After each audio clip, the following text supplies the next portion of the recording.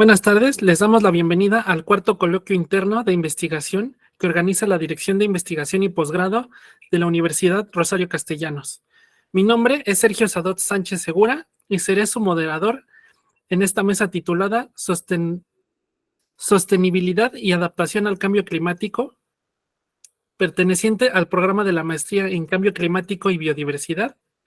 Esta mesa está conformada por dos docentes comentaristas a los cuales tengo el honor de presentar.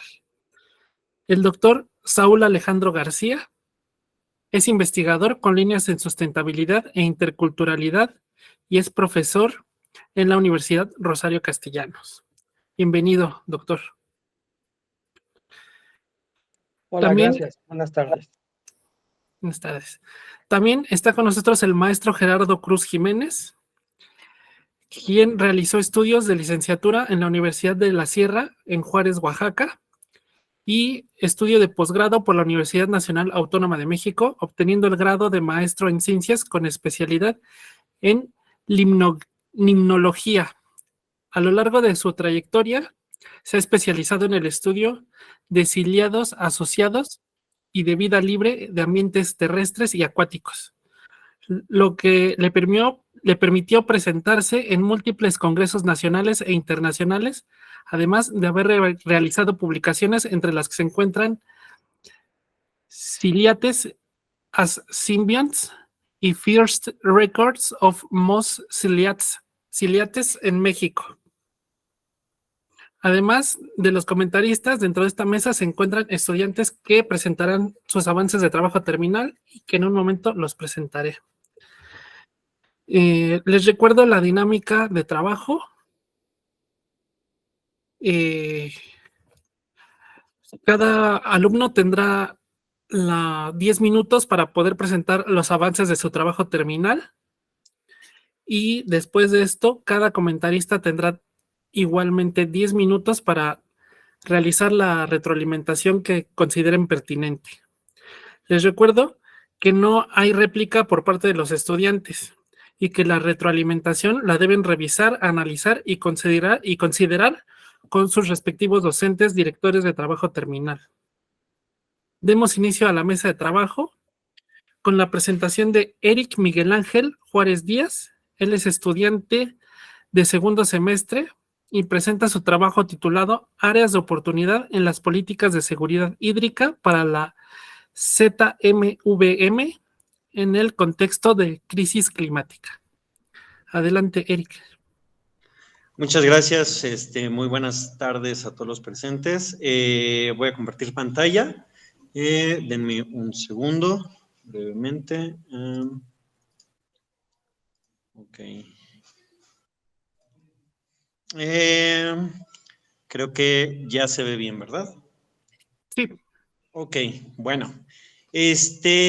Bueno, efectivamente, mi título es Áreas de oportunidad en las políticas de seguridad hídrica para la zona metropolitana del Valle de México, en el contexto de crisis climática. En este sentido, pues nosotros sabemos que pues el agua es una cuestión sumamente importante, no solamente a nivel de todos los procesos atmosféricos y todos los procesos químicos y físicos existentes en la superficie terrestre, sino que además de eso, pues es un componente muy importante prácticamente en el metabolismo de toda la vida planetaria, ¿no? Sin embargo, pues cabe destacar que el agua potable, pues es solamente un muy pequeño porcentaje. Además de eso, el agua que está generalmente sobre la superficie, que puede ser fácilmente aprovechable, pues es aún menos. En más o menos hay algunas estimaciones de que en 3 años, 56 países de los 5 continentes presentarán serios problemas de escasez hídrica, ¿no? Entonces, bueno, en este sentido, ciudades o megalópolis como las zonas metropolitanas a nivel internacional, a nivel mundial, pues se enfrentan a un grave riesgo, ¿no? Un grave reto, más bien. Principalmente nosotros sabemos que las ciudades son superficies que, además de requerir o demandar una gran cantidad de recursos, pues también tienen este efecto impermeable sobre la superficie y también tienen este efecto de islas de calor, ¿no? Lo cual efectivamente pues afecta no solamente las temperaturas que se tienen en estas regiones, sino también pues afecta a todas estas zonas colindantes. Es decir, una zona metropolitana no se puede explicar por sí misma, sino en interacción, además de eso, con otras regiones que también pues producen alimentos, que en este caso pues son cuencas hidrográficas, etcétera, etcétera, etcétera, ¿no? Nuestro país efectivamente tiene una situación complicada a nivel internacional al encontrarse pues en ciertas latitudes, en las franjas de los trópicos, en donde pues nos aumenta un poco la vulnerabilidad a los impactos del cambio climático. Y en este sentido, pues ya hemos visto justamente problemas de sequías y problemas también de inundaciones a lo largo y ancho del país. Sin embargo, en este caso, la zona metropolitana del Valle de México, pues además de enfrentarse a este escenario, ya tiene o ya carga en tras de sí, pues una serie de tareas sin resolver de forma histórica, es decir, no ha logrado el abasto completo de agua, todavía tiene deficiencias en la medición, tiene problemáticas de fugas, sabemos que más o menos el 50% del agua, del agua que corre en el sistema de agua potable o de tuberías, pues prácticamente se pierde. Además de eso, sabemos que más de la mitad del agua que nosotros recibimos aquí en la Ciudad de México, bueno, más o menos casi la mitad, pues no es necesariamente dependiente, bueno, no es más bien necesariamente de forma independiente, obtenida del subsuelo, sino que los traemos de otras cuencas, ¿no? Entonces, esto a su vez, pues, amplifica las problemáticas sociales o las problemáticas en términos de gobernanza del agua, que no nada más tienen que ver con la zona metropolitana, sino también tiene que ver con cómo tenemos una política hídrica, completamente regional o a nivel nacional, ¿no? Sin embargo, pues en esto, para fines de esta investigación, nos vamos a acotar sobre todo a la zona metropolitana, partiendo no solamente de que es un caso o sería un caso paradigmático a nivel internacional, puesto que efectivamente atender o buscar o trazar simplemente algunas líneas de gestión de políticas o de elaboración legislativa, etcétera, solamente para otras ciudades del país, sino también a nivel internacional. También lo hacemos esto de esta manera por, de alguna u otra forma, la coordinación geográfica y política que existe, al menos en esta región. Este es uno de los primeros problemas también que nos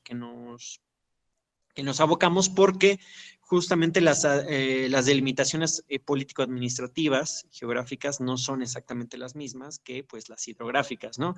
Entonces, este es uno de los primeros grandes retos de la política hídrica, justamente tratar de empatar estas cuestiones de las regiones. Aquí tenemos un mapa en donde más o menos se ven ahí todos los afluentes de cómo están distribuidas, ¿cómo se llama?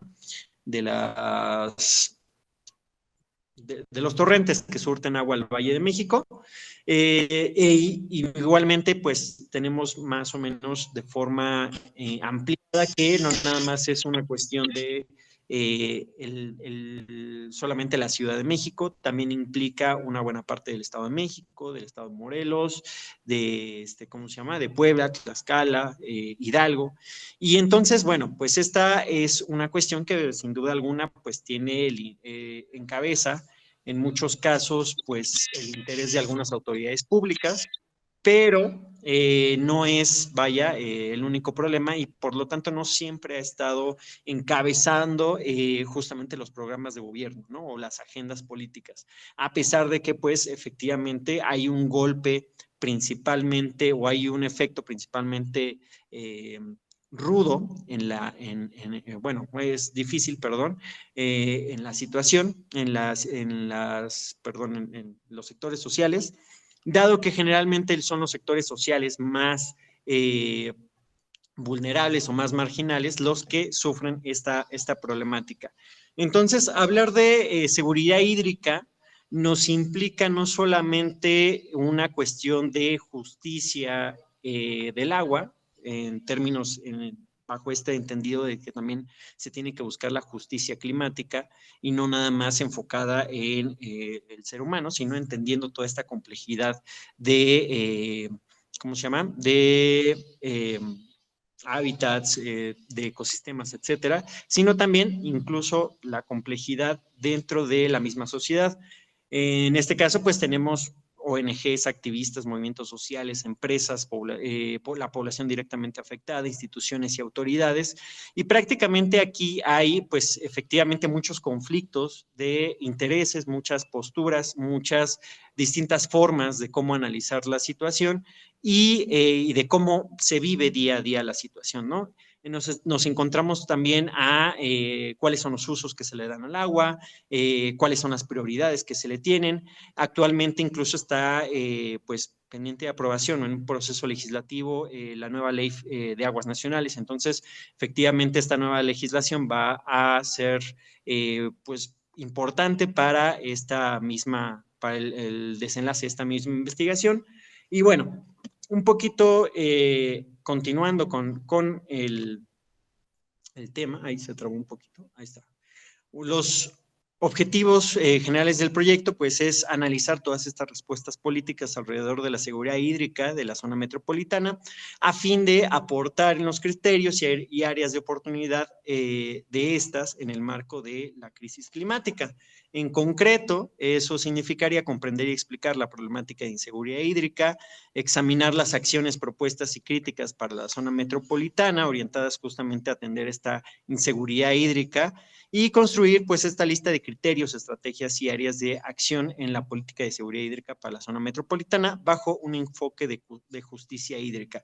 Es decir, un poquito más allá de lo netamente técnico, el enfoque general que tendría que ver con desarrollo urbano, con planificación urbana, que tendría que ver incluso también con cómo se está estructurando la sociedad a partir de esta cuestión del agua. La hipótesis que tenemos es la revisión crítica de la política de seguridad hídrica, es la corrección de vicios institucionales y el aprovechamiento de huecos en la política pública pueden coadyuvar sustancialmente a minorar la vulnerabilidad hídrica en este mismo contexto. En términos metodológicos, vamos a realizar un análisis principalmente cualitativo y deductivo que pasará por una revisión conceptual, de caracterización de escenarios, y luego vamos a compilar y analizar las respuestas y propuestas políticas o públicas existentes en sus respectivos contextos e intereses. Aceptando pues que efectivamente no son los mismos enfoques, efectivamente dependiendo de los actores o de los sujetos que emiten estas propuestas. Luego tenemos aquí, a ver, ahí está, un avance que también tenemos del índice, al menos se están previendo pues 5 puntos. Obviamente el primero, la introducción; el segundo, pues el agua como un problema histórico, presente y futuro para la Ciudad de México y para toda la zona metropolitana. En 3, qué se ha hecho en la zona metropolitana frente a esta cuestión de inseguridad hídrica. El 4, justamente ya ir desenebrando las áreas de oportunidad, tanto en términos sociales, en términos económicos, en términos de oportunidades institucionales y también un poco en términos de oportunidades técnicas. Si bien efectivamente, dada mi licenciatura de Ciencias Políticas y Administración Pública, más que en las cuestiones netamente técnicas, nos vamos a fijar justamente en, por ejemplo, qué datos nos hacen falta o qué datos son necesarios, a lo mejor qué índices también nos serían útiles en un impulso para la generación un poquito más precisa de la política y su evaluación, etcétera, ¿no? Finalmente, vamos a avanzar con las conclusiones, obviamente las referencias y los anexos. Algunas tareas que ya un poquito se pueden bosquejar son obviamente esta homologación jurídica administrativa, también esta cuestión geográfica que ya les había comentado, replantear el problema público orientado a actores y perspectivas, la reorganización social y política, esta cuestión crítica de justicia hídrica y, bueno, la reestructuración de la política de desarrollo, urbanidad, financiera, educativa, etcétera, ¿no? Tratar de implicar una serie de acciones que no solamente sea una cuestión unidireccional, sino que se puede entender como todo un trabajo que puede interferir en esta cuestión que llamamos la cultura del agua. Y bueno, parte de la parte, un componente de la parte medular de esta investigación es también poner en tela o con mirada crítica, perdón, esta cuestión o esta frase muy común y que rige mucha de la hechura de políticas a nivel internacional, sobre todo aquí en Occidente, pues esto de think global, act local, ¿no? Pensar global, actuar local. Efectivamente, aquí lo que estamos poniendo sobre la crítica es si necesariamente con esto resolvemos el problema o se puede atender de la mejor forma este problema si seguimos esta oración. Efectivamente, nosotros prácticamente realizaríamos este análisis para ver en medida de lo colectivo, en medida de lo institucional y en medida de otros grupos y articulaciones sociales, cómo se puede atender o mejorar la atención de la problemática. Y por mi parte, eso sería todo. Muchas gracias.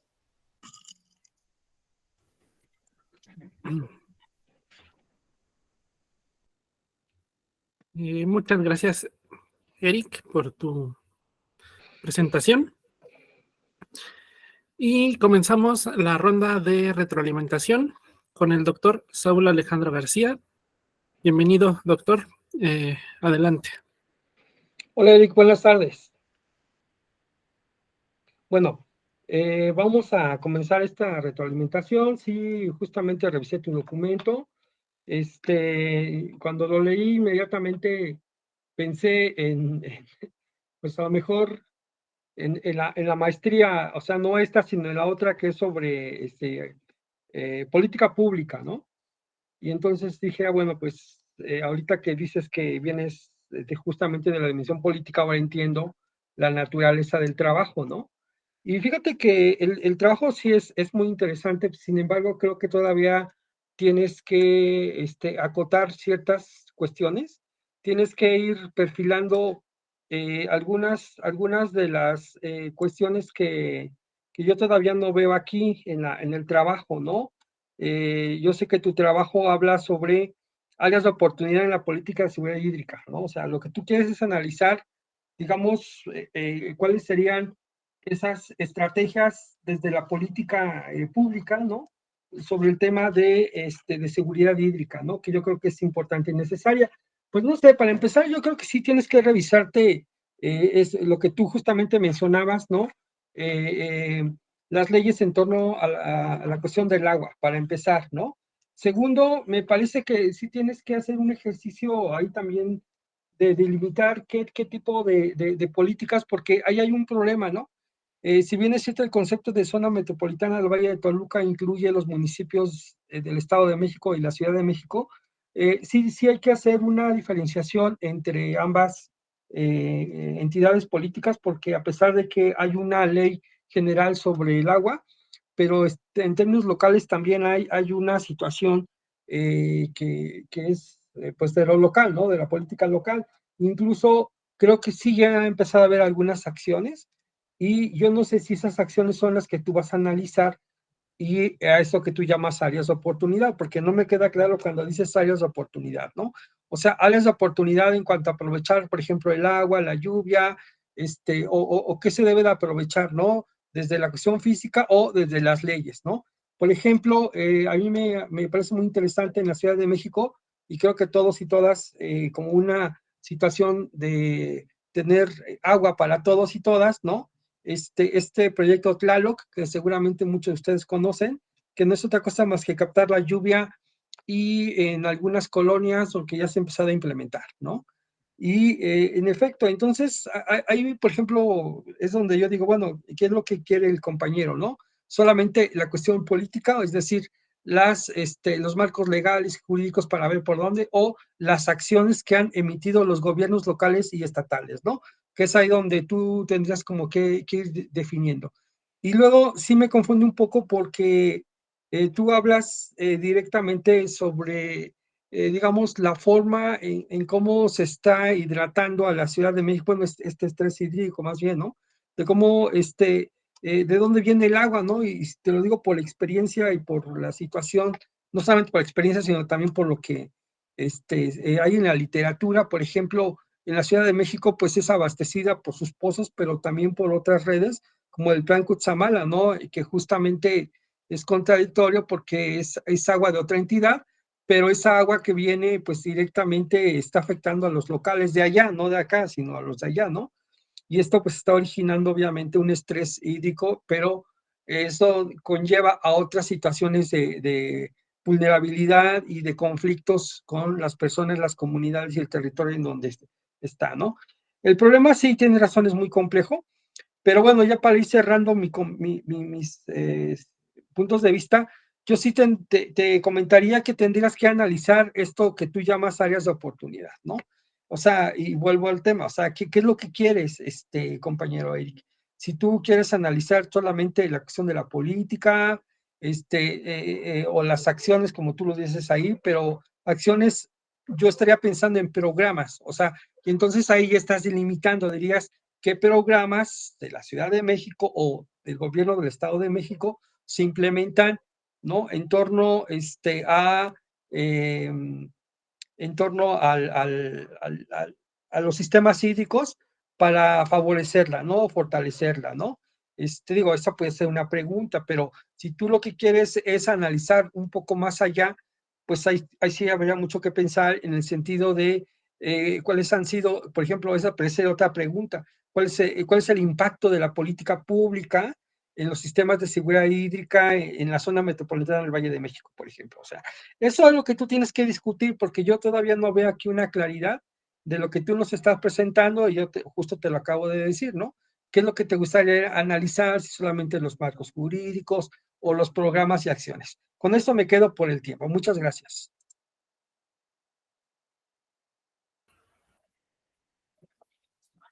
Muchas gracias, doctor, por sus comentarios. Y continuamos esta ronda con el maestro Gerardo Cruz Jiménez. Le damos la bienvenida, doctor. Gracias por estar con nosotros y adelante. Buenas tardes. Muchas gracias por invitarme. Bueno, respecto a mis comentarios a el proyecto de Eric, puedo decirles que, bueno, me parece muy interesante, concuerdo en algunos puntos que el doctor acaba de mencionar, pero a mí me surgen algunas dudas respecto a tus objetivos. O sea, me queda claro que vas a examinar las acciones o las propuestas que han implementado los gobiernos para atender esta problemática de inseguridad hídrica, y que también tú vas a aportar como con las posibles estrategias y áreas de acción, como las denominas, para atender la misma problemática. Pero en tu primer objetivo me llama la atención que digas comprender y explicar el problema de inseguridad hídrica, y a mí me suena comprender y explicar a alguien en particular, y me surge esta duda porque al final puedo notar que vas a recoger críticas, menciones y opiniones de sujetos clave, ¿no? Aunque no se menciona claramente en la metodología cómo vas a determinar quiénes son los sujetos clave que vas a entrevistar, esos datos cómo los vas a utilizar. Entonces me quedaría ahí como ese objetivo entre, como me hace ruido, como comprender y explicar el problema. Más bien lo denominaría como que vas a enlistar las problemáticas en la inseguridad hídrica de la zona metropolitana, porque como bien mencionas en tu escrito, pues prácticamente dices que el sistema está viciado, que la opinión científica está como, digamos, limitada, ¿no? Que estas leyes, propuestas o programas han sido orientados o tomados, priorizados, tomando algunos, digamos, considerando otra importancia, digamos, no solo la ambiental y una vida, digamos, digna de las personas. Entonces, yo te pediría que pusieras atención en ese objetivo y que explicaras mejor en tu metodología a qué te refieres con esto de recoger las críticas, cómo vas a emplear esto, porque sí entiendo que vas a recabar políticas, ¿no? Pero en cuanto a esto, me queda un poquito ahí cómo vas a unir esto, ¿no? Recabar las políticas, la información que existe, junto con las opiniones, ¿no? Solamente sería eso. Entonces, hasta aquí mis comentarios.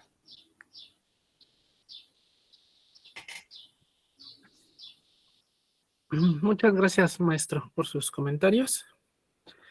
Y bueno, con eso terminamos esta ronda de comentarios y seguimos con la siguiente presentación, eh, que viene por parte de Luz del Carmen Brenda Berenice Chávez Rivera.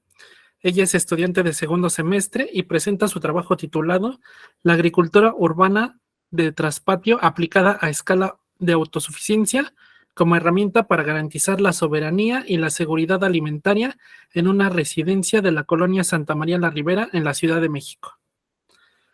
Adelante, Luz.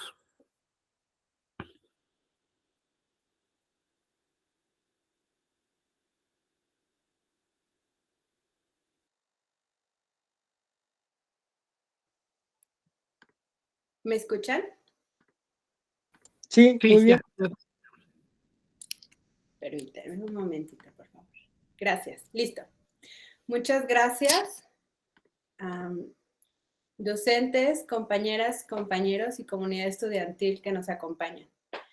Mi nombre es Luz del Carmen Brenda Berenice Chávez Rivera y me alegra presentarles mi protocolo de investigación que se encuentra dentro de la línea de investigación de sostenibilidad y adaptación al cambio climático. Esta investigación está siendo dirigida bajo la tutela del doctor Agustín Rojas Martínez. Antes de comenzar, quiero aclarar que se hicieron diversas modificaciones significativas en la investigación y entre ellas el título, por lo cual no corresponde con el que se registró para darme de alta en el coloquio. Dicho lo anterior, en este momento comienzo presentando. El título de mi trabajo es Propuesta de agricultura de traspatio aplicado a la producción y autoconsumo de hortalizas en una residencia de la colonia Santa María la Ribera, en la Ciudad de México. Muy bien, durante esta presentación se abordarán 9 apartados, que son los que conforman actualmente mi protocolo de investigación. Y antes de profundizar en la investigación, voy a citar a Gustavo Duch. Lo más revolucionario hoy en día es plantar y cultivar un huerto. Esta frase fue inspiradora y significativa para indagar en el universo de la agricultura urbana. Bueno, quiero comenzar mencionando que de acuerdo al 6º informe de evaluación ambiental publicado en el 2023 por el IPCC, que es el Grupo Intergubernamental de Expertos ante el Cambio Climático, se encontró que las emisiones de gases de efecto invernadero, que son las que atrapan el calor en la atmósfera, son la principal razón por la cual la temperatura ha aumentado. Este aumento de temperatura repercute en todos los aspectos ambientales y pues por ende sociales y económicos, ya que como sabemos la Tierra es un sistema interconectado y pues complejo. Lamentablemente se espera que la temperatura media mundial para el 2050 ronde y supere el 1.5 grados Celsius y bueno, esto es significativo ya que generará un efecto cadena afectando las regiones de la Tierra y a todas las industrias y por ende a todos los sectores económicos. El sector que nos incumbe dentro de esta investigación pues está dentro del marco del cambio climático, es el agroalimentario. Y el déficit que tiene pues no soportará alimentar de manera sana e indistinta a toda la población existente. Entonces, bueno, esto es un asunto que también está respaldado dentro de diversos estudios y papers que se han publicado en Nature Climate Change. Por ejemplo, hay uno de ellos que corresponde a una investigación entre la fusión de Cornell, Maryland y Stanford, y concluyeron que aunque la actividad agrícola de la producción alimentaria año tras año, desde 1960 hasta la actualidad, no ha parado y ha ido en incremento, hay un rezago del 21% a nivel mundial. Y bueno, esto significa que a niveles, bueno, digeribles, no se ha parado de producir, ha ido en aumento. Sin embargo, lo que correspondería a una producción total correlacional, pues han faltado 7 años de producción agrícola mundial y esto se debe al cambio climático. Pero bueno, aquí la pregunta es, ¿qué tiene que ver con el cambio climático con la agricultura? O sea, sí sabemos que repercute a nivel social, las migraciones, y sí repercute a nivel económico, por las cosechas, pero en sí, la agricultura, ¿qué tiene que ver? Bueno, para responder a este interrogante voy a citar a la FAO, que bueno, es una agencia de las Naciones Unidas que lidera esfuerzos a nivel internacional para erradicar el hambre, ¿no? Entonces, en el 2020, la FAO realizó un perfil que concluyó que el cambio climático influye en la vulnerabilidad de la agricultura. Y estos factores, pues, descompensan a nivel ecosistémico y deterioran los glaciales, y por el otro lado también aumentan las precipitaciones y también existen sequías y y desaparecen elementos bióticos como flora y fauna. Y bueno, entonces también existen modificaciones en las estaciones del clima, y todo eso tiene que ver con la agricultura porque, como mencioné al inicio, pues todo es una correlación, ¿no? Un punto añadido antes de continuar es que las poblaciones más afectadas son los países en vías de desarrollo, y pues en este caso México es uno de ellos, según el Banco Mundial.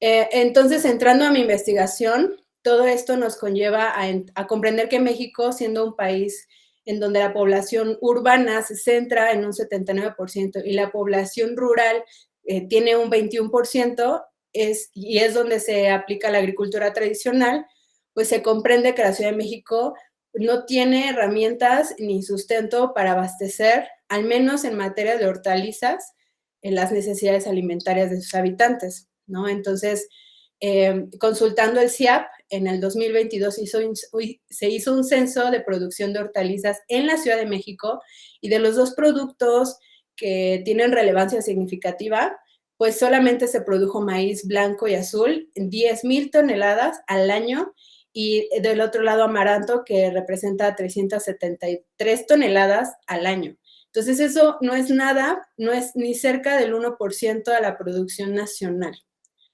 Aunado a esto, pues un hecho relevante de la problemática pues, son las secuelas del COVID, ¿no? Entonces, desde inicios de la pandemia,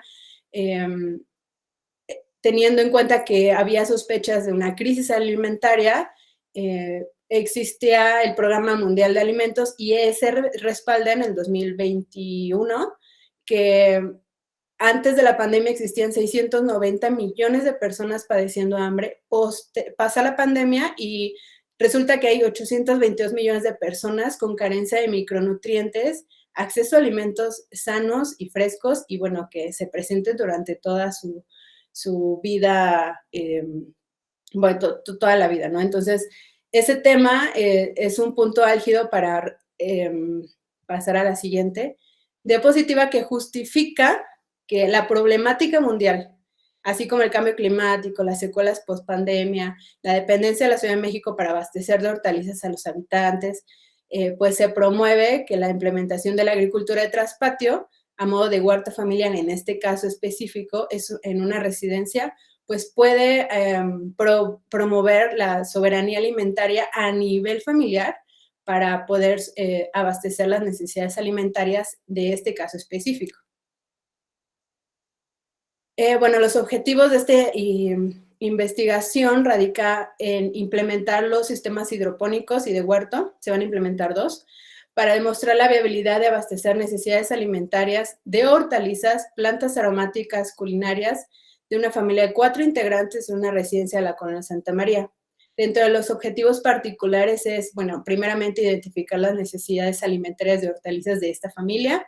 Posterior, identificar los componentes que se requieren para implementar estos sistemas, evaluar los recursos materiales y también los recursos humanos requeridos para implementar los sistemas que conforman la huerta familiar, construir los sistemas hidropónicos y de huerto, y por último, elaborar un manual de implementación para el manejo de la huerta familiar en la Ciudad de México. Bueno, dentro de la metodología se llevará a cabo una investigación, acción participativa, y entre ellas, pues, se ha realizado la entrevista, un grupo focal, y actualmente nos encontramos en la etapa de la planeación dinámica. Para poder pasar a la implementación del huerto y poder ser beneficiarios de o el ingreso económico o el autoconsumo. Y durante todas estas etapas se lleva a cabo una bitácora. Bueno, los avances que se esperan, que se han obtenido es que durante la entrevista, pues toda la información requerida básica para poder obtener cuáles son las hortalizas y las plantas aromáticas y culinarias que se requieren porque son de consumo y porque se llevarán como una dieta específica a partir de los habitantes de esta casa. También ya se realizó un grupo focal en donde se determinó cuáles son las plantas, qué hortalizas, qué tipo, cuánto se consume, la importancia del consumo de estas hortalizas y la pertenencia de estas hortalizas en los hábitos alimentarios de la familia. Y bueno, al punto en donde nos encontramos es que ya se detectaron que hay 24 hortalizas, en la siguiente diapositiva se las voy a mostrar, y 13 plantas aromáticas que se tienen que cultivar porque son del pan diario, de las necesidades alimentarias de esta familia. Se va a llevar a cabo 142 metros cuadrados de cultivo y bueno, hasta este momento la bitácora nos encontramos en el proceso del cálculo de la captación de CO2 por metro cuadrado de producción de hortaliza, porque eso también es una repercusión de la implementación del huerto. Bueno, en esta diapositiva podemos ver el cronograma de las actividades. Nos encontramos en tiempo y en este punto, bueno, lo que estamos esperando obtener, de acuerdo a la problemática, en esta tabla se puede visualizar cuáles son las hortalizas y las hierbas aromáticas. Dentro de la problemática, lo que se espera es evaluar la viabilidad de satisfacer por medio del cultivo de hortalizas y de hierbas aromáticas y culinarias, pues las necesidades alimentarias, ¿no? Así. También se espera que dentro de las limitaciones exista la posibilidad de dar un resultado, un manual específico que lleve los procesos de producción, de roles, de los materiales y del post cosecha que se requiere para la familia en específico.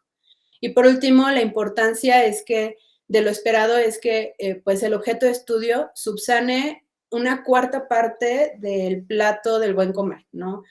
Entonces, pues espera que conociendo la problemática pueda replicarse a más hogares dentro de la misma colonia. Bueno, en este apartado se muestran las referencias que se dieron en esta presentación. Sin embargo, en la barra gris pueden acceder a la bibliografía y, bueno, que fue utilizada para hasta el momento la elaboración de este documento. Hemos llegado al final de esta presentación y, bueno, proporciono mis datos para cualquier duda o comentario a la comunidad estudiantil. Agradezco su tiempo. Muchas gracias. Muchas gracias, Luz, por tu presentación. Y bueno, comenzamos la ronda de comentarios con Sí. el doctor Saúl Alejandro García. Por favor, doctor. Un favor, ¿puedes nada más volver a poner el título y la pregunta? Porque creo que sí fue una pequeña modificación del trabajo original, ¿no? Nada más para poder ubicar como lo que tienes el texto y lo que acabas de presentar, por favor. Claro que sí. Permítame un momento.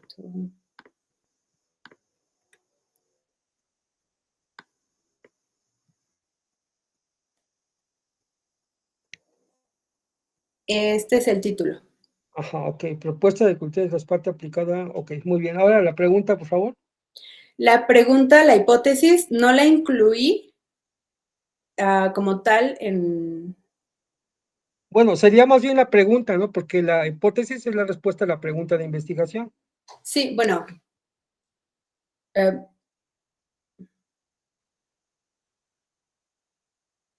Este es el título y este es el objetivo. La pregunta no la incluí en la presentación. Bueno, sí es importante tener en cuenta la pregunta porque a partir de ahí uno puede ir visualizando hacia dónde va todo el trabajo, ¿no? Entonces, bueno, yo por ejemplo acabo de abrir tu trabajo y la pregunta que tú tienes acá dice la implementación de los sistemas de agricultura de traspacio a pequeña escala dará la posibilidad de garantizar la seguridad, la soberanía, la autosuficiencia alimentaria para una familia de 4 integrantes en una residencia de la colonia Santa María de la Ribera, en la alcaldía de Cuauhtémoc. Esa es la pregunta que tú tienes acá. No sé si es esta pregunta tenga la vigencia o no, pero bueno, el comentario que yo te quiero hacer son más bien algunas preguntas y algunas sugerencias, ¿no? Yo sé que no vas a responder las preguntas por el tema de que no hay réplica, sin embargo, son preguntas para que tú las reflexiones, ¿no?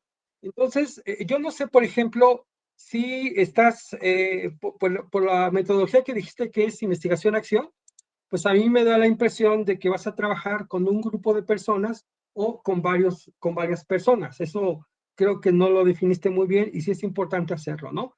Incluso se vale, y esto sí hay que decirlo porque dentro de las nuevas formas de ver la investigación y sobre todo con estos enfoques ya de coloniales y todas estas nuevas situaciones, se vale que sea tu propia experiencia de familia. O sea, sí se vale, porque en el pasado, bueno, ahora sí, como aquel, ¿no? En el pasado, pues indudablemente habían posiciones académicas en donde decía que no era válido porque se perdía la objetividad, ¿no? Del estudio. Sin embargo, creo que hoy día vale la pena recuperar desde la propia visión de la familia lo que entiende todos estos temas, ¿no? O sea, porque es importante, más allá de los datos, más allá de la dimensión política, de la información que nos pueda dar la Organización Mundial, bueno, de la salud, pero también de la alimentación, ¿no? Entonces, yo creo que sí es importante, primero, que tú visualices si vas a trabajar con tu familia o vas a trabajar con un grupo de vecinos y todo lo demás. Ese es lo primero que hay que determinar en el trabajo, ¿no? O sea, esa claridad, pues, ¿no? Segundo, el trabajo me parece que sí es interesante, necesario además, y decirte de que afortunadamente, y no solamente en la CDMX, sino en otras ciudades, ya empiezan a haber estas experiencias urbanas de vecinos, de grupos de barrios, colonias, ¿no? Comunidades, las cuales están ya trabajando modelos de agricultura urbana, ¿no? Pero aquí hay una situación que tienes que aclarar. Una cosa es el traspatio y otra cosa es ya un sistema de agricultura urbana, ¿no? O sea, pudiera sonar lo mismo, pero en realidad no lo es, ¿no? ¿Por qué? Pues porque implica el espacio, implica la forma en la que se está cultivando, implica, o sea, implican varias cosas, pues es lo que te quiero decir, ¿no? Yo te recomendaría como un ejercicio y que te complementa justamente hablando de colectividades, como para que tengas referencias, ¿no? Que tú digas, bueno, este tema es importante, pero ya hay experiencias incluso comunitarias pues ya de hace unos años en la propia Ciudad de México. Y por ejemplo, en la Ciudad de México hay varios grupos emblemáticos de la organización de la sociedad civil que manejan justamente esas situaciones, que a lo mejor ahí valdría la pena recuperar un poco la situación de cómo lo hicieron y cómo lo están haciendo las familias, ¿no? Como para que tengas un punto de comparación. Y yo te recomendaría que visitaras Huerto Roma Verde, que está ahí en la colonia Roma, y la otra que está en Tlatelolco, ¿no? En Tlatelolco hay otra. En Xochimilco hay varias, ¿no? Pero Xochimilco tiene otra dinámica y tiene otra situación. Pero yo le voy más a estas dos porque Xochimilco tiene la ventaja de que tiene tierras, ¿no? Y un poco más el manejo, y estas unidades no. Estas unidades son totalmente urbanas, se han adaptado al contexto urbano, ¿no? Entonces ahí vale la pena, pues, como para ver las experiencias y también tengas un discurso de comparación con las familias, ¿no? Yo creo que por ahí valdría la pena hacer ese comparativo. Me parece que la investigación acción participativa es lo más adecuado al tema, y aquí solamente habría que pensar en los autores para que tengas fundamentos de análisis. Creo que esa es la parte en donde no vi, y de acuerdo a tu documento, pues me parece que hay que fortalecer esa parte. Eso sería todo de mi parte. Muchas gracias. Muchas gracias, doctor, por sus comentarios. Y continuamos esta ronda con el maestro Gerardo Cruz Jiménez. Adelante, maestro. Buenas tardes, Luz. Bueno, me parece, bueno, tu proyecto es muy interesante. Pude notar, así como han señalado, el cambio, ¿no? En tanto, bueno, la totalidad de tu proyecto, digamos, me parece interesante y tal vez una buena idea que hayas decidido delimitarlo más, ¿no? Eliminar este apartado de soberanía y la seguridad alimentaria que te hacía tener mucho ruido en la investigación. En este caso, siento que si quisieras, todavía se podría hacer, aunque aumentaría tu carga de trabajo, claro está. Lo que me llama la atención, y claro, que después de ver tu presentación, todas mis preguntas fueron resueltas respecto a todas las problemáticas que tenía sobre los requerimientos nutricionales, el tipo de hortalizas y estos problemas que ocasionaba al mantener este título de soberanía y seguridad alimentaria. Ahora, con lo que mencionas sobre cómo replicar, entregar estos trabajos a familias, solamente me queda la duda sobre, mencionas que actualmente solamente vas a hacer este cultivo hidropónico, si tengo entendido, y que va a ser a 142 por 142 metros cuadrados de suelo, supongo. En este caso tendrías que adecuar o mencionar, ¿no?, en tu trabajo que va a ser para tantos integrantes de una familia con esos requerimientos nutricionales que requieren de tales herramientas, como bien lo dice tu metodología, y aparte este espacio, ¿no?, que no sé si todas las familias puedan contar de la zona con este espacio para poder replicar este tipo de investigación. Y bueno, respecto a tus objetivos, el único comentario que tengo es, mencionas que vas a implementar cultivo hidropónico y en uno de tus objetivos pones que es montar la estructura. Pienso que está como de más, quedaría implícito, entonces no podrías prescindir de ese objetivo porque prácticamente queda implícito que vas a hacer, ¿no?, la estructura. Tal vez los objetivos más importantes sería identificar las competencias, los componentes que requieres y todo lo que mencionas, pero ese objetivo como que no me dice mucho, solamente es como que lo vas a hacer, entonces, pues sería todo. Y pues te quiero felicitar porque no muchos proyectos pasan a la acción, diremos. En tu caso, puedo ver que hay un trabajo de investigación y que aparte vas a ayudar, digamos, a promover este tipo de iniciativas. Entonces, pues felicidades. Muchas gracias, maestro, por sus comentarios. Y de nuevo, muchas gracias a Luz por su presentación. Continuamos ya con la última presentación del día. En este caso es un par de alumnos. Son Eric Axel Gámez Ramírez y Karen Lagunas Quintero. Ellos son estudiantes de cuarto semestre y presentan su trabajo titulado Propuesta de implementación de medidas sostenibles y de adaptación y mitigación al cambio climático en el plantel Gustavo Amadero de la Universidad Rosario Castellanos. Adelante, chicos. Gracias.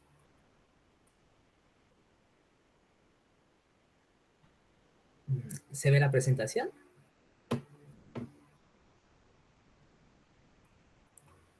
Sí, ya se ve. ya se ve, amigo. Okay. Sí. Gracias. Bueno, pues buenas tardes, mi nombre es Eric Gámez y junto con mi compañera Lagunas Quintero presentaremos una propuesta enfocada en la infraestructura verde en el sector escolar. Bueno, para la elaboración del planteamiento y justificación del problema, nos quisimos enfocar en una zona que presentará afectaciones por el cambio climático, por lo cual nos enfocamos en la alcaldía Gustavo Madero, ya que es una de las principales alcaldías con altas temperaturas y como se sabe, esto deriva de las actividades antropogénicas, la poca cobertura vegetal, la densidad poblacional y por las mismas construcciones. Si bien este es un tema que pasa por desapercibido, ya que resulta ser el menos sostenible, lo que implica desde la extracción de recursos naturales para poder generar los materiales utilizados, además del ciclo de vida de las edificaciones desde su operación y también demolición. También a nivel mundial, el funcionamiento de edificios genera aproximadamente 65% del consumo total de energía eléctrica.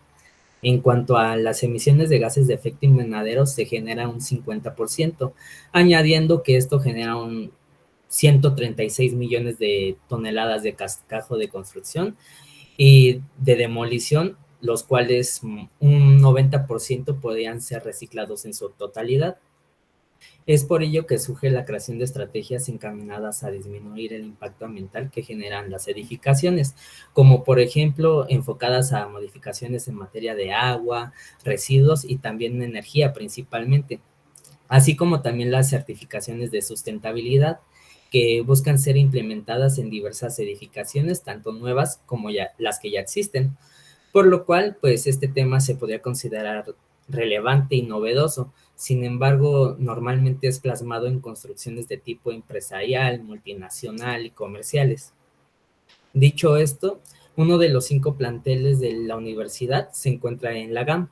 Como ya hemos mencionado, esta zona ha sido afectada por distintos fenómenos ambientales.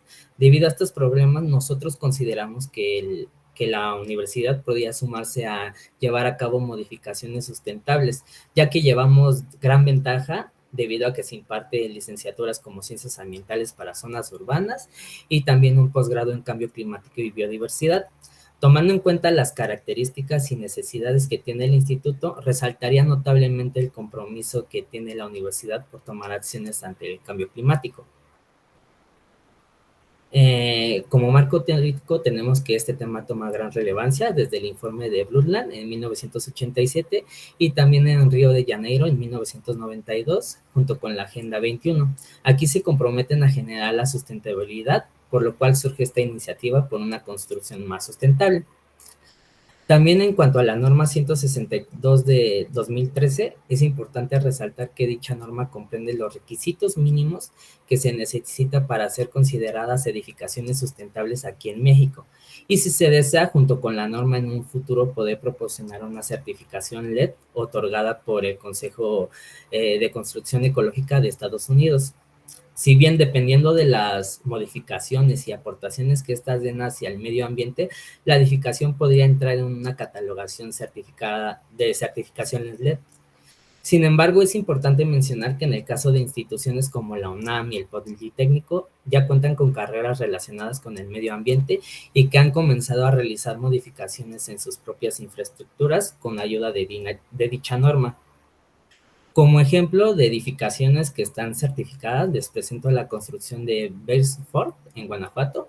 Es una edificación industrial que destaca por su sistema fotovoltaico y su eficiencia con el agua, y pues también por sus techos verdes. Otro ejemplo de edificaciones sustentables es el edificio central de Infonavit.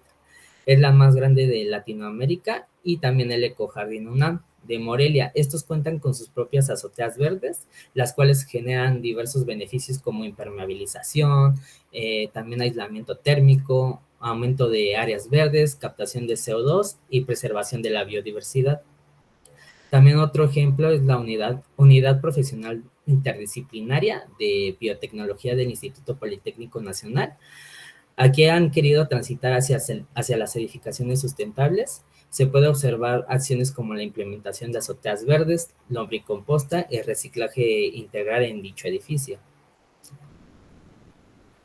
Como objetivo general, tenemos desarrollar una propuesta para implementación de modificaciones en la Universidad Rosario Castellanos de plantel GAM para ser considerada una edificación sustentable o transitar a esta categoría.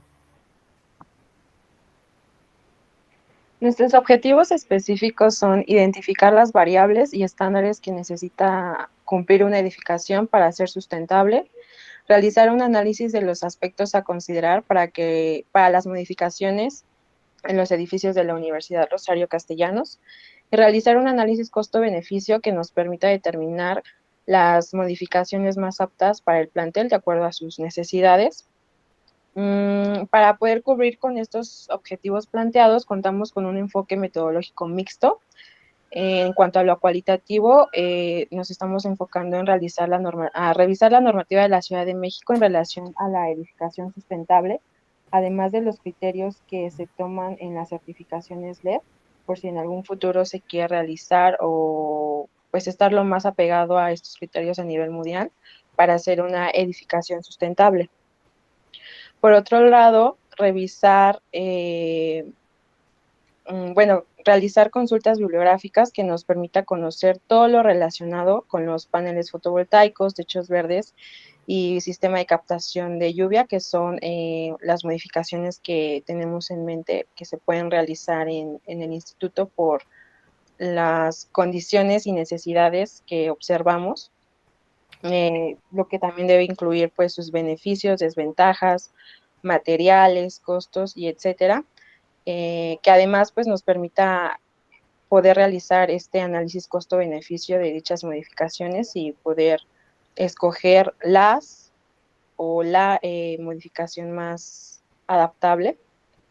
En cuanto a lo cuantitativo, mediante visitas de campo e información que nos proporcione la propia institución, se pretende conocer las características del plantel, es decir, su consumo de agua, de energía, la superficie de sus techos y lo necesario que se requiera saber de acuerdo a la bibliografía consultada para llevar a cabo modificaciones, además de la cantidad de alumnos y personal para poder realizar una encuesta y conocer el punto de vista de la comunidad estudiantil sobre estas modificaciones que se pretenden hacer en el plantel. Nuestros avances de la investigación, pues revisamos la norma mexicana 164/2013, que nos define lo que son las construcciones sustentables y nos dicta los requerimientos y criterios mínimos ambientales que necesita una construcción para ser sustentable. También el programa de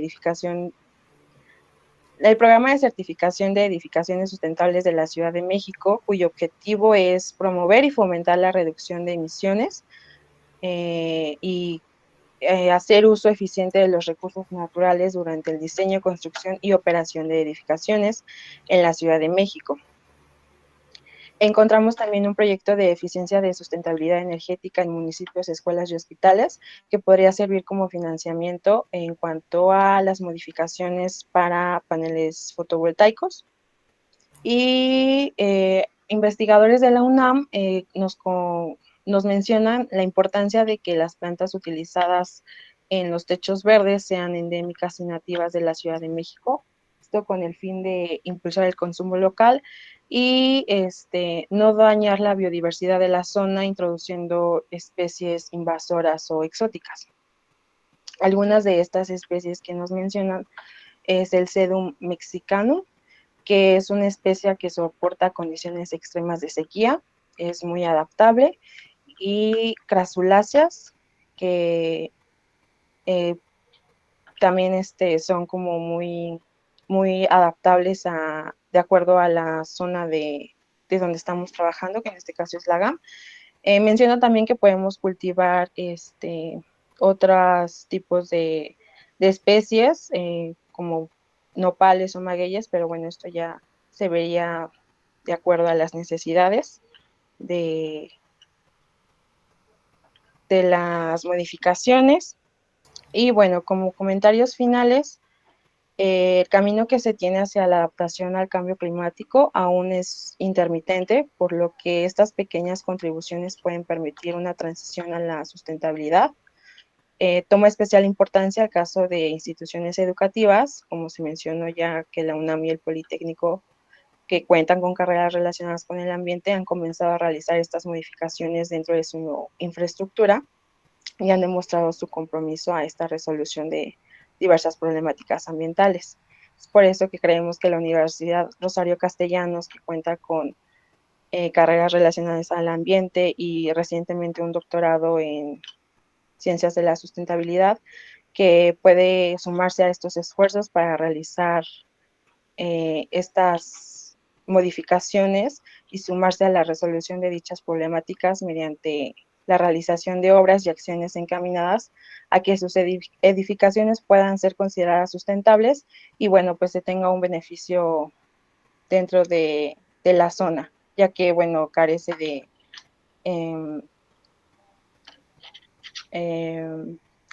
de áreas verdes y bueno, donde se construyó la universidad pues talaron muchos árboles, entonces es como compensar eso.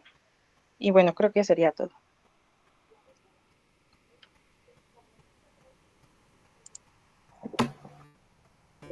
Bueno, muchas gracias chicos por su presentación. Y bueno, comenzamos con la ronda de retroalimentación con el doctor Saúl Alejandro García. Adelante, doctor. Sí, hola chicos, ¿cómo están? Bien, bueno, cuando leí el proyecto que ustedes enviaron allí, yo dije, bueno, pues cómo querer hacer una propuesta de un edificio gubernamental, ¿no? Donde ya hay una situación de estándares muy bien establecidos, ¿no?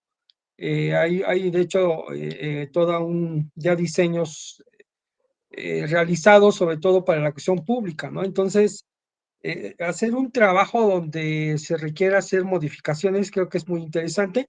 Obviamente este trabajo quedaría en el papel, ¿no? Porque en la acción lo veo muy complicado, ¿no? Pero es ahí donde justamente iba un poco la situación, porque si es, digamos, y esto me suena más a arquitectura sustentable, ¿no? En el sentido de hacer propuestas, por ejemplo, ponen ustedes unos ejemplos muy bellos, muy bonitos, de edificios en donde ya se contemplan toda la situación, ¿no? Entonces, paisajística, urbanística, etcétera. Entonces, si es, digamos, en ese ejercicio, pues a lo mejor ustedes sí quedaría más en el papel del trabajo, ¿no? Pero si ustedes quisieran trascender un poco más allá en la situación de querer que sea una universidad más sustentable, ¿no? Entonces, me parece que ustedes mencionan algunos elementos, los cuales sí podrían considerar ya en una propuesta más real, ¿no? En una situación de propuesta que no solamente quedaría para la titulación, sino en la acción, y eso quizás tendría mucho más valor que hacer el diseño, ¿no? Porque digo, yo no lo descarto, está bien, pero no sé si tengan ustedes las herramientas y sobre todo las asignaturas le ayuden, ¿no? Porque eso implicaría, por ejemplo, el análisis de los materiales, con el que está construido, los diseños, la forma en cómo debían estar, por ejemplo, los salones, qué materiales sí, qué materiales no. O sea, hay toda una serie de normatividades ahí. Digo, yo no soy experto en eso, ¿no? Pero sí he visto y he trabajado en edificios que sí tienen esa perspectiva sustentable en donde, por ejemplo, los techos ya están adaptados para que cuando llegue el agua de lluvia, esa agua de lluvia caiga en contenedores, ¿no? Y esos contenedores, bueno, pues obviamente es para que tenga agua la institución, ¿no? Digo, es un ejemplo nada más, o el uso de baños secos, ¿no? Que en algunos, por ejemplo, en los mijitorios de los varones, ¿verdad? Pues ya han sido sustituidos, por ejemplo, algunos de estos inodoros, ¿no? Antes llevaban agua, ahorita ya no usan agua, por ejemplo, ¿no? O en algunas instituciones utilizar los baños secos, ¿no? Ahí incluso ya hasta modelos, por ejemplo, no creo que Chapingo está impulsando, por ejemplo, ese tipo de ecotecnias, ¿no? Que se llaman así, ecotecnias, ¿no? Pero entonces, pero esa es una situación. Y a mí lo que pues, estaría yo pensando más bien sería, más que hablar de modificaciones, ¿no? Serían qué acciones se pueden implementar en esta unidad en donde ustedes están estudiando aquí en la Gustavo Amadero, pero acciones para alcanzar una universidad más sustentable. Fíjense, y esto cambia el panorama, o sea, esto cambia el panorama con algunas de las cosas que ustedes ya mencionaron, por ejemplo, la creación de techos verdes o de muros verdes, que eso es muy interesante, la creación de huertos escolares, la creación de un sistema de adaptación de lluvia, que por ahí, por ejemplo, yo sigo un grupo bien interesante, que creo que se llama H2O, de Colombia, que es un grupo de la sociedad civil que está haciendo cosas padrísimas con las botellas recicladas para almacenar agua, ¿no? Y te muestran todo el sistema, ya tienen años trabajando. Entonces, ahí estaría pensando más bien en adaptar, ¿no? Cómo adaptar algunas de estas elementos para alcanzar la sustentabilidad en la universidad, ¿no? Y esto pues va más allá de la construcción. Y esto implica ya la participación, ustedes pueden proponer como qué actividades, por ejemplo, para hacer un muro verde, cómo podemos tener más espacios verdes, qué podemos modificar, o sea, ahí hay un chorro de acciones que se puedan hacer, ¿no? Pero bueno, esto lo digo para que ustedes lo valoren Insisto, si ustedes persisten en el tema, yo no lo veo mal. Sin embargo, sí veo algunas limitantes y quedaría solamente como un trabajo más teórico, ¿no? Bueno, esas serían mis opiniones. Espero les hayan sido de utilidad. Muchas gracias. Muchas gracias, doctor, por su comentario. Y bueno, cerramos esta ronda con el maestro Gerardo Cruz Jiménez. Adelante, maestro. Buenas tardes. Bueno, chicos, concuerdo un poco con lo que dice el doctor. Se me hace un poco complejo su proyecto, pero interesante. No digo que sea imposible, todavía puede ser viable, aunque requieren hacer algunos cambios, ¿no? Como se mencionó, requerirían de ciertos tipos de conocimientos para poder implementarlo, ¿no? En este caso, yo pienso que necesitarían de contar con algún especialista, alguien que trabaje en paisajismo, arquitectura, que haya trabajado el tema, para evitar daños a la estructura, si es que pensamos que vamos a llegar a este punto, porque ya como pude leer, están pensando en programas en los cuales apoyarse para poder, digamos, lograrlo. Entonces, me parece importante que no descuidaran este aspecto, ¿no? Que requieren aparte asesoramiento, ¿no? De especialistas para evitar este tipo de problemáticas y asegurarse que pues salga bien, o al menos si queda en el papel, que quede establecido la manera de actuar, ¿no? En cuanto a su metodología, me llama la atención que van a hacer o planean implementar encuestas, y me resulta interesante que lo hayan agregado en el apartado de datos o método cuantitativo. Entonces pienso que en su metodología deben de invertirla un poco. Primero, referirse a la metodología cuantitativa de cuántos estudiantes, la estructura, los metros cuadrados en esta unidad, para después pasar a los cuantitativos, a los datos, a la recabación de datos bibliográficos que apoyen la investigación, y posteriormente a las encuestas, ¿no? Porque prácticamente los datos, por lo que pude ver en la encuesta, se refieren a qué tanto perciben los estudiantes su entorno en esta unidad y a cuáles propuestas apoyarían, ¿no? Entonces, les pido que revisen eso, y también me parece importante que trabajen un poco en sus antecedentes y veo que mencionan que se busca mitigar el cambio climático, o se aboga a que este tipo de infraestructura capturan carbono, reducen la temperatura, aíslan del ruido. Entonces lo mencionan, nos mencionan ejemplos de edificaciones en diversas universidades, pero creo que es necesario que agreguen datos numéricos, ¿no? Así en bruto, diciendo qué tanto ha cambiado, ¿no? En estas edificaciones a nivel global o en el país, qué tanto han reducido la temperatura, la captura de carbono, qué tanto ha contribuido. Entonces supongo que ha de haber estudios de la eficiencia, ¿no? Entonces les pediría que agregaran esos datos, ¿no? Para que todo quedara así completo. Entonces, bueno, por mi parte sería todo. Gracias. Muchas gracias, maestro, por su comentario. Y bueno, con esto concluimos esta mesa. Quiero agradecer tanto a los participantes como a los docentes por haber asistido. Y bueno, agradecemos, como dije, las presentaciones, y a los comentaristas su asistencia y sus comentarios en este cuarto coloquio interno de investigación del posgrado de la Universidad Rosario Castellanos, en el cual se presentaron 308 trabajos de 80 mesas diferentes, retroalimentadas por 80 expertos académicos de diversas instituciones de educación superior, tanto nacionales como internacionales. Les reitero nuestro agradecimiento y que tengan una muy buena tarde. Se les invita también aquí en el apartado de los mensajes, se envió una liga para que puedan asistir al evento de la clausura virtual de este coloquio. Por mi parte sería todo. Muchas gracias y buenas tardes.